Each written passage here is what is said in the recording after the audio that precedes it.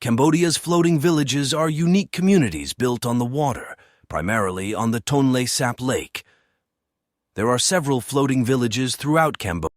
The floating villages in Cambodia date back to a time when the Khmer people lived along the Mekong River and relied on fishing for their livelihood. As the population grew, some people began to move onto the water to escape overcrowding on land. Over time, this way of life became more common, and floating villages began to spring up along the rivers and lakes throughout Cambodia. The economy of Cambodia is heavily dependent on fishing, which has played a significant role in the development of floating villages. Fishing is one of the most critical industries in Cambodia, and it is the primary source of income for many people who live in floating villages. There are also opportunities for tourism and other industries. Many of the villagers sell fish and other products in local markets. Food is also an essential part of life in the floating villages, and the people who live there rely heavily on fishing for their food.